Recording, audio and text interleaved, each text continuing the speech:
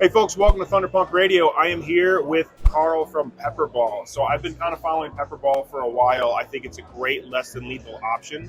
Right now I want to talk about this from a self-defense and homestead defense standpoint. So food shortages. I have a small homestead. I'm developing it. I'm going to have lots of food available. Like say food shortages get harsh. Maybe people from the city come to my property to get food. I want to help as many people as possible, but I don't want them to take my food. You've been in the Farmer Maggot's crop. I maybe don't want to come out there with my firearm and shoot them. I think a firearm is the ultimate self-defense tool, but if there's the ability to save life and life isn't threatened and you can deter using less than lethal, I think that's a great option. And you have a product that is great for compliance, for dissuasion, and is very accurate and gives you standoff distance, called the Pepperball. Tell me about the Pepperball. Well, first, thanks so much for even talking to me about it, because you just outlined Pepperball's mission to the world, basically. We are a non-lethal response. We are a de-escalation tool for military and law enforcement. That's our primary focus. Mm-hmm. And our primary focus is saving lives. That's what we're in business to do. So thanks for saying that, because I couldn't have said it any better. No problem, man. And here's the thing: like, I have no problem pulling the trigger if I have to, but I don't want to, and I don't enjoy it. And if there's a way to save lives, and that's what you're trying to do, I think this is great technology. Now, that doesn't mean you have someone hopped up on drugs that's trying to kill you that use a Pepperball. If it's the only thing you have, that might help. But there's a time and a place for this tool, and I think using this tool in the right time and place can save lives. Does that make sense? 100%. And I couldn't agree with you more. And you have a similar background to me. I have a military background dealing with firearms. You have a law enforcement background dealing with firearms. I'm military law enforcement. I've been in military law enforcement for 42 years. Oh, military as well. All right. That's exactly cool. Right. So cool. I've been the director of Pepperball for 2 years, but I've been a master instructor with Pepperball for 21 years. Oh, awesome. So I've been in the business for a little while. So I'm also talking to the right person, not only somebody that knows the product, but knows how to teach people how to use the product. Well, I hope so. That's cool. that's how I make my living. That's awesome. And then the other thing, and we'll get into this in a little bit after we talk about the products, but you're also a rancher. And so I have a small homestead, and I'm worried maybe coyotes come and want to eat my sheep. Maybe I don't want to shoot at coyotes darting in and out of my sheep with an AR. If I accidentally shoot one of my sheep with a Pepperball, it's not going to be the end of the world. Yeah. So I actually live on a farm. I live on a ranch. And not only do I train with Pepperball, I use my Pepperball. We have a lot of varmint problems. Obviously, anything from skunks all the way up to raccoons, coyotes. But again, the coyotes are usually dealt with a lethal option, only because I lost a calf last week. Sorry to hear that. Yeah, but where I really use this Pepperball, my cattle are how I make my living. Right. And I sell to rodeo companies, I sell to roping guys, and my bulls are important to me. And but the bulls are bulls, and most of the time they'll compete across the fence. They'll break my fences. They'll come at each other because bulls do what bulls do. And bulls, folks, are very, very dangerous. And they don't. Pain is different for certain animals, and sometimes the only way to communicate is with, not the same way you communicate with your, let's say, Bichon Frise or your friends or kids or whatever. Shut up, Wesley. So you have a lot of products, a lot of different launchers, and I asked to talk about a couple specific ones. And the first one was what would be best for estate or homestead or ranch defense, be it from human predator or human, you're going to steal all my food, or varmints, and you chose this model. What is this? Okay, so the reason I do that is because this is called the VKS, Variable Kinetic System. Gotcha. Which means that I have the ability to adjust the velocity, meaning the impact on my target, at will. I can set this anywhere from 280 feet per second, which is standard around a recreational kid's paintball gun. Mm-hmm. So kids that shoot each other on a paintball field usually run their launchers about 280 feet per second. I can move this up to military law enforcement mode, 425 feet per second, and I can reach out and hit a target anywhere from 50 yards out, point of impact, point of aim. And now that's impressive, considering like you're just launching a ball, you're using pneumatic, you're using gas to launch the thing. Now, what is your range of accuracy at 50? Okay, I'll kind of refer back over so you can believe me or you can believe ASTM standards. Mm-hmm. And we just went through I'll the do my homework. I'm going to fact check. There you go. It's right over your shoulder. You fact check me. That's what I want you to do. So, but if you look over your shoulder, there's a video running called ASTM standards. Okay. We volunteered as a company to put this launcher through ASTM standards. So you won't believe what Carl says. You believe what ASTM says. And we're going to hit point of impact, point of range within 3 to 4 inches of target. So this launcher, as you look at it right now, the reason it's so important to me as a farmer, as a rancher, a lot of times I'll just refer to our trash situation. I have to actually dump my trash in a trash trailer and haul it off because of where I live. So in the middle of the night, I'm dealing with all kind of predators, anything from coyotes, fox, possums, raccoons, skunks. They approach and get close to the house. Well, I can't come out and neutralize that with any kind of a firearm because this is my home. So I come out with this launcher here, and I can actually deter. I don't even have to impact the animal. I create a noise and visual distraction for that animal, and it runs off. Once or twice, they don't come back. Nice. Also, my bulls, obviously, they are who they are, and they're aggressive. And not only aggressive toward each other, they can be aggressive toward me. Well, what I learned very early on with this launcher is I can be at distance. I can be anywhere from 25, 30 yards away, impact that bull in the shoulder with what's called a VXR round, an impact round, hit that bull in the shoulder, and he'll move away from that fight with that other bull. If I try to physically intervene without a launcher or distance, both of their attentions come to me, and it can be extremely dangerous.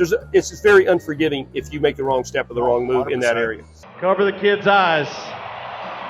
So now what I've actually conditioned my bulls to do, after they've already been hit once or twice, separated that fight, now is all I have to do is literally, without projectiles, point that launcher, pull the trigger, get the pneumatic air response. They separate already. I don't have to hit them again. Awesome. So it works pretty cool. Now, we said, I don't want to kill anybody unless I absolutely have to. Exactly. Then it becomes what it is. At this point right here, if I've got a trespasser, somebody who's not presenting a lethal threat to me, but I need to move them, I can create area distraction. I can hit the ground around them. I can use a live X round and create what we refer to in law enforcement as area denial. Area denial means I can hit the area. You're not going to live in that environment very long, and you're going to run off. I don't have to hit you to deter you from getting off my property. I create an area denial. But if I need to impact you, I can. Now let's talk about the difference between these rounds really quick here. So, absolutely. So I'll discuss a little bit different. You see a 68 caliber round projectile, right, which is just like your standard paintball round, and it's kind of an industry standard, right? It is. It is. But the difference between ours is ultrasonically welded. They're very accurate, and the biggest thing is we produce an organic irritant, and we create what's called a perfect circle, 360-degree, 12-foot circle every time when we pull the trigger. Oh, fun. So we create that big circle every time. Some of the competitors that we'll talk about, their projectiles are made overseas. Everything we produce is here in the United States. That's really important to me. So, like, obviously, with the way manufacturing works, and we can't always control what laws and trade deals and whatnot is going on, but trying to buy as locally as possible, the community, country, whatever, I think is really important, and it's great to hear that this is American. This is Lake Forest, Illinois. Every projectile that you see in this jar is hand inspected by a human. Okay, it's looked, quality control. If it doesn't meet our standard, it's measured, it's weighed, and every 100 projectiles are actually tested to make sure that they meet the standard. If they don't, that's expensive to do too. It is, but we have to. Okay, in the paintball world, you pull the trigger and miss. Who cares? Right. When that police officer's life depends on it, or that soldier's life depends on what he's doing, and he pulls the trigger, that homesteader's life, you pull the trigger, your point of impact better be your point of aim.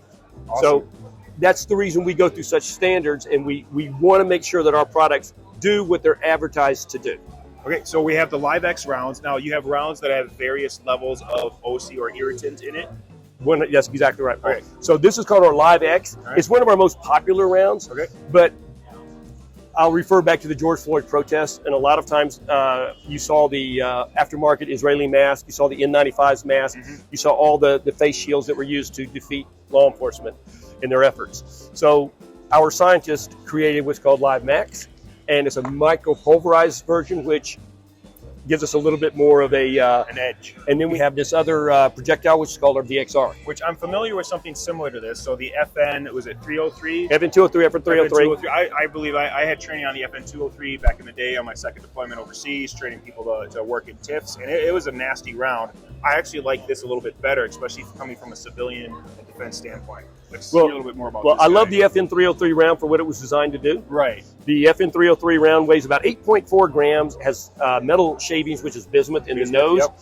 Makes it a little heavier, which means that it has a tendency to penetrate. Yes. Okay. So this round here weighs just over 3 grams, and it's going to hit you with a substantially different kinetic impact, much lower. With less risk of penetration, less risk of like severe damage. Thank you. Perfect words. So with that point here, we use this, but it's fin stabilized, which means that I can get the accuracy that I need at distance. I can pull the trigger and I can hit you at 50 yards as opposed to I'm limited to about a 20-yard range with my round projectile. Gotcha, and that's important to note. So about 20 yards to be accuracy, and what's within the accurate range? Again, we're still talking. Target? We're talking inside of 4 inches. Oh, that's impressive. Okay, so about 20 yards with the balls, up to 50 yards with the stabilized VXR round. Okay, gotcha. So if I can switch gears really fast and kind of talk about this. This is what we refer to as our TRP, it's our tactical response pistol.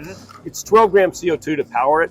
It can either be loaded with a 6-round magazine, which fires or deploys either the VXR and or the round. Okay, so it does both. You can do both. It doesn't matter, either one.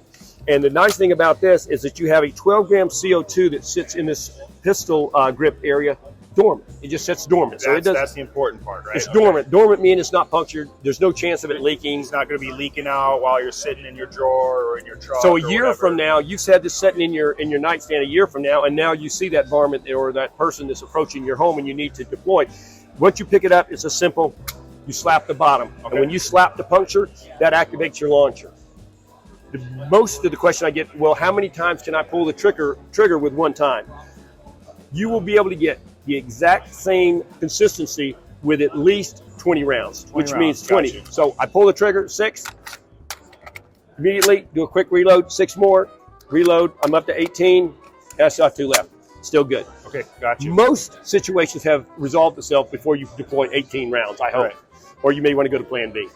So you want to talk about accuracy? I want you to test this launcher.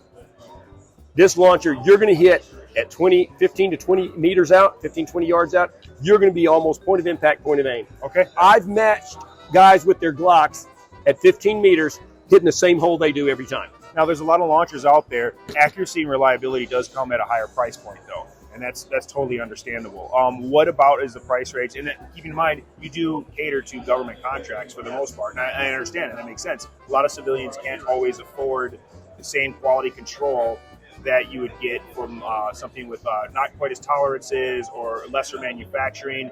But personally, you're investing in your life, you're investing in your homestead, the way you feed your family. So I think this is worth looking into. What is the price point on? On average, the pistol sells for somewhere around $500. Okay, that's not actually bad. When we talk about the civilian world, we have a lot of campers, guys that go into the national forest, guys that go into areas where firearms are restricted. Some of the states, some of the upper the New England states, they're very anti-firearms in public areas. It's a weird checker work of where can I drive with my firearm through New England? Exactly. Yeah, so one thing to understand, while this has the same footprint as a firearm, this is in no way, shape, form, or fashion a firearm. This is not a gun. This is a pneumatic air launcher. Now, real quick, I want to touch on, before we get too far into this, you do have a yellow version that's going to be when it's released. It's not, because that's kind of big to me that it shouldn't look like a firearm. 100%. So, Paul, we're here at SHOT Show, so this thing is here. This is coming out. It's a new version. It's the updated version. But when you go and you see it in a storefront or you order it online, you're looking at that version right there, which is yellow. So it will be very obviously a non-lethal. And that's the biggest thing when we talk to either civilians and or police officers. Don't refer to this as a gun. And you're not shooting people. What you're doing is you're deploying a pneumatic air launcher and you're impacting. And in the paintball world, I think airsoft is better for training with firearms than paintball. But the paintball world really made a good effort to get away from guns and firearms as far as perception. They try not to call them paintball guns. They try to call them paintball markers. Markers or launchers. 100%. It's a good idea to refer to this as a launcher, a less than lethal device. And the reason that. And I'm gonna change gears just for a quick second. Do you think? The reason that this launcher looks so aggressive is, keep in mind, our main target is military and law enforcement. Familiarity. This is what they're familiar with. You're not having to retrain. Fall back to your lowest level of training once fight or flight kicks in. And that's why we build it like this. We're not building it to be intimidating. We're building it because this is what you normally are used to. I think that's a really good note. And the thing is, as a civilian, if you get this, now this is as visible as it gets from you guys. It is. You can put a couple more yellow things up here. You can doesn't mark mean you can't paint it. Doesn't mean you can't Cerakote it. I'll tell you what, if I had mine, I would add more yellow to it. I think this is pretty good, but just to be safe, to be very clear, and if any law enforcement may be present, and it's just for you when you're tired everyone makes mistakes. That's why there's 4 rules of gun safety, because if you break one of them, the worst thing that'll happen is that you'll either be embarrassed or it'll be expensive, right? Yes, sir. So like, just the more redundancies possible. The last thing I want to talk about, we talk about self-defense, is a single deployment reloadable launcher. And what I mean by that is this. It's designed for law enforcement. We can use it for vehicle extraction, cell extractions. We can use it for barricades, people up there. But one of the things that you look at in the law enforcement world is that if you've got your hands on me and you're hurting me, I can deploy this at almost 0 inches at your mucus areas, your nose, mouth, and when I pull the trigger, I'm deploying 3 times the payload of your normal pepper ball. Ready? It's micro-pulverized powder, so that there's almost 0 hydraulic needling, which there's not going to be any injury or damage to your face. Awesome. Even at 4 to 6 inches, it's not going to do it. But what it is going to do is it's going to immediately incapacitate you. So if we have somebody demonstrate this on me and I don't have my contacts and everything, I'm not going to have any permanent damage, but I'll be able to know the effects of it. So we train not to try to target your eyes. Okay, we don't force coming up at that. we don't intentionally target your eyes. 2 reasons. One, for your personal safety. We don't want to hurt the person that we don't want to permanently injure. We don't ever want to hurt anybody. We want to neutralize the threat. 100%. Stop the threat, I guess, is the new way to say it. That makes more sense. It sounds like the other thing is natural human reaction. If I'm standing here and my hand comes to your face, the very first thing you're going to do is action versus reaction, and you're going to move. You are going to reflex to my movement. So you are going to self-protect immediately. Even though I'm coming at you with a cloud in 2600, here, if you do this, most of my payload is going here as opposed to where I need it to be. But if I target at a 45-degree angle here, all of this is coming up. There's no escaping it. Immediate incapacitation. Your nose, your mouth, you can't breathe, you can't see, and you're out of the fight. And it's not pepper spray. All of us that's been involved in pepper sprays, we know that, okay, it hurts. We fight in 5 seconds, 6 seconds. Pepper spray me, I'm going to beat the crap out of it. You're going to fight. It does hurt. It hurts a lot. And some people, it doesn't. I think it really affects me, but also, like, I don't care. I'm going to stop you. That's exactly. It's a lot of times it's a trigger to get you more aggressive as opposed to less aggressive. This one, 3 ways to stop a fight: take away your ability to see, you breathe, or transport yourself. I'm going to immediately take you out of the fight because you're not going to be able to breathe and you're not going to be able to see for about 7 minutes. Awesome. What's the remedial action for this? What is the like as far as like medical treatment or whatever is the same as OC? Okay, yeah, we're an organic material. Basically, it's water flushing it out, just water, cool air, and water, and Gotcha. And you're going to decon in about, like I said, about on average 6 to 7 minutes with a direct hit. And so just for when he's saying like takes away your ability to breathe, it's a rule of 3s, right? You can go 3 minutes without air, 3 days without water, 3 weeks without food. He's not saying you're not physically able to breathe at all for 6 minutes. It's labored breathing. It's difficult. You're not really going to be in, for the fight or flight, it's going to be difficult to fight. 100%. You think you can't breathe. Gotcha. So psychologically, I'm taking you out of the fight. If I can take you out of the fight psychologically, physiologically, I win. I'm out. I can run from you. I can disengage from you, or I can control you as a law enforcement officer, if that makes sense. No, this is great. And like I said, I really appreciate you guys taking the time. I think more homesteaders and self-defense, just, civilians, people, if you want to become a modern day Minuteman, and I don't necessarily mean militia. I mean, like, within minutes, how can you respond to your community? Like if your neighbor's house is burning down, or if like coyotes are attacking your neighbor's dog, like what are you going to do? You know what I mean? So I think this is a super, super valuable option that I think we should consider. How can a civilian, someone that's not law enforcement, find out more information or actually purchase these items? The best way to contact us is like anything else in today's world is go on our website. Okay. Our website will direct you to who you need to. We can either get you to a direct sale or get you to a dealer in your area. Awesome. All right, cool. Well, thank you so much, man. Thank you. I appreciate you taking your time. No worries. Hey, folks, we're really, really curious to hear what you have to say about this. I want to hear your thoughts, especially from homesteaders and people with property. If you like the video, please give us a like. Would love to have your subscription. Does that sound right? I'd love to have you subscribe if so. But if you do anything or nothing at all, just please do your push-ups. Do push-ups. Have a wonderful day, folks. Hey Thunderpunkers, thanks for checking out this interview, and if you're enjoying what we're doing, please give us a like, share, and subscribe. Check out our other content, and of course, have a great day and do your push-ups.